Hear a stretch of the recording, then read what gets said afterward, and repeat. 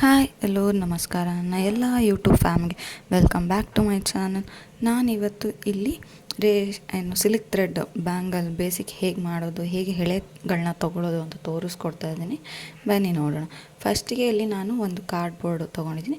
ನಿಮ್ಮ ಕಾರ್ಡ್ಬೋರ್ಡ್ ಇಲ್ಲ ಅಂದರೆ ರೆಟ್ಟಿನ ಪೀಸ್ ಇರುತ್ತಲ್ವ, ಅದು ಯಾವ್ದಾದ್ರು ತೊಗೋಬೋದು. ನಾನು ಅದನ್ನು ಉದ್ದ ರೆಕ್ಟ್ಯಾಂಗಲ್ ಶೇಪಲ್ಲಿ ಇಟ್ಕೊಂಡು ಜಾಸ್ತಿ ಉದ್ದ ಇರೋ ಕಡೆನ ತೊಗೊಂಡಿದ್ದೀನಿ. ಇದನ್ನು ತೊಗೊಂಡು ನಾನಿಲ್ಲಿ 20 ಎಳೆನ ತೊಗೋತಾ ಇದ್ದೀನಿ. ನಾನು ಆಲ್ಮೋಸ್ಟ್ ಒಂದು ಬ್ಯಾಂಗಲ್ಗೆ 20 ಇರೋವಂಥ ಎಳೆನ ತೊಗೋತೀನಿ.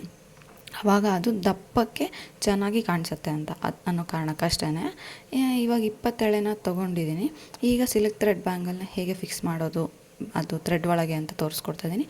ಒಂದು ಸ್ವಲ್ಪ ಎಕ್ಸ್ಟ್ರಾ ತೊಗೊಂಡು ಅದನ್ನು ಇದ್ರ ಒಳಗೆ ಒಂದು ನಾಟ್ ಥರ ಹಾಕ್ಕೊಂಡು ಒಂಚೂರು ಗಮ್ ಹಾಕ್ಬಿಟ್ರೆ ಆಯಿತು.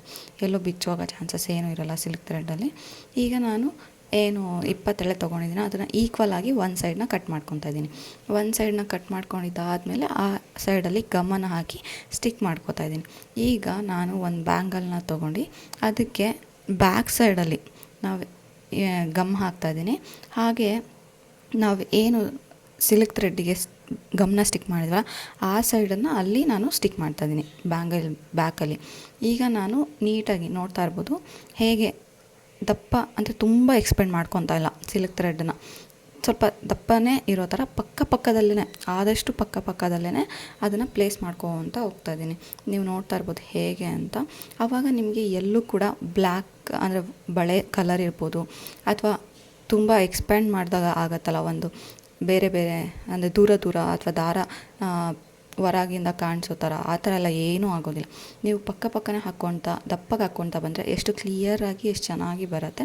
ನೋಡ್ತಾ ಇರ್ಬೋದು ಹೇಗೆ ಯಾವುದೇ ರೀತಿಯ ಒಂಚೂರೂ ಕೂಡ ಎಲ್ಲೂ ಗ್ಯಾಪ್ ಕಾಣೋದಿರ್ಬೋದು, ಏನೂ ಕಾಣಿಸ್ತಾ ಇಲ್ಲ. ಇದು ಈ ಥರ ಒಂದು ಈಸಿಯಾಗಿ ಸಿಲ್ಕ್ ಥ್ರೆಡ್ ಬ್ಯಾಂಗಲ್ನ ಮಾಡ್ಬೋದು. ಹಾಗೆ ಯಾವುದೇ ರೀತಿಯಾದಂಥ ಥ್ರೆಡ್ಡಲ್ಲೂ ಕೂಡ ಸಿಕ್ಕಾಗೋದು ಅಥವಾ ದಾರ ಸಿಗಾಕೊಳ್ಳೋದು ಅದೆಲ್ಲ ಏನೂ ಕೂಡ ಆಗೋಲ್ಲ. ಚೆನ್ನಾಗಿರೋ ರೇಷ್ಮೆ ದಾರ ಆದರೆ ನೀಟಾಗಿ ಪರ್ಫೆಕ್ಟಾಗಿ ಬರುತ್ತೆ. ನೋಡ್ತಾ ಇರ್ಬೋದು. ಒಂದು ಸಲ 20 ಎಳೆ ತೊಗೊಂಡ್ರೆ ನೀವು ಆಲ್ಮೋಸ್ಟ್ 6 ಪೀಸ್ ಬ್ಯಾಂಗಲ್ ಬರುತ್ತೆ ಅಂತ ಏನು ಹೇಳ್ತೀವಲ್ವ, ಅದರಲ್ಲಿ ಒಂದು ಬ್ಯಾಂಗಲ್ ನೀವು ಆರಾಮಾಗಿ ಮಾಡ್ಕೊಂಬಿಡ್ಬೋದು 20 ಎಳೆ ತೊಗೊಂಡ್ಬಿಟ್ರೆ. ಏನು ಪ್ಯಾಚಸ್ ಆ ಥರ ಯಾವುದೂ ಆಗೋದಿಲ್ಲ. ಒಂದೇ ಸಲಕ್ಕೆ ಮುಗ್ದೋಗ್ಬಿಡುತ್ತೆ ಒಂದು ಬ್ಯಾಂಗಲ್ಲು. ಈ ಥರ ಒಂದು ಸಿಂಪಲ್ಲಾಗಿ ಆರಾಮಾಗಿ ಸಿಲ್ಕ್ ಥ್ರೆಡ್ ಬ್ಯಾಂಗಲ್ನ ಹೇಗೆ ಅದಕ್ಕೆ ಫಿಕ್ಸ್ ಮಾಡೋದು ಅದೆಲ್ಲ ತೋರಿಸ್ಕೊಟ್ಟಿದ್ದೀನಿ. ಈ ಒಂದು ವಿಡಿಯೋ ನಿಮಗೆಲ್ಲ ಇಷ್ಟ ಆಗಿದೆ ಅಂತ ಅಂದ್ಕೊತೀನಿ. ನೆಕ್ಸ್ಟ್ ಕೂಡ ಬೇರೆ ಅಂದರೆ ಬ್ಯಾಂಗಲ್ಸಲ್ಲಿ ಡಿಸೈನ್ಸ್ ಇರ್ಬೋದು, ಕ್ಲಿಪ್ಸಲ್ಲಿ ಡಿಸೈನ್ಸ್ ಇರ್ಬೋದು ತೋರಿಸ್ಕೊಡ್ತೀನಿ. ತುಂಬ ಈಸಿ ಹೇಳಬೇಕು ಅಂದರೆ ಮಾಡೋದು. ಟ್ಯುಟೋರಿಯಲ್ ನೋಡ್ಕೊಂಡ್ಬಿಟ್ರೆ ಆಗೋಯಿತು, ನಿಮಗೆ ಈಸಿ ಆಗುತ್ತೆ. ಈ ಒಂದು ವಿಡಿಯೋ ಇಷ್ಟ ಆಗಿದೆ ಅಂತ ಅಂದ್ಕೊತೀನಿ. ಇಷ್ಟ ಆಗಿದ್ರೆ ಲೈಕ್ ಮಾಡಿ, ಹಾಗೆ ನನ್ನ ಚಾನಲ್ನ ಸಬ್ಸ್ಕ್ರೈಬ್ ಮಾಡಿ. ನಿಮ್ಮ ಫ್ಯಾಮಿಲಿ ಫ್ರೆಂಡ್ಸ್ಗೂ ನನ್ನ ಚಾನಲ್ ಸಬ್ಸ್ಕ್ರೈಬ್ ಆಗೋದಕ್ಕೆ ಹೇಳಿ. ಹೀಗೆ ಒಳ್ಳೆ ವೀಡಿಯೋಸ್ನ ಅಪ್ಲೋಡ್ ಮಾಡೋಕ್ಕೆ ಟ್ರೈ ಮಾಡ್ತೀನಿ ಕೂಡ. Thank you for watching.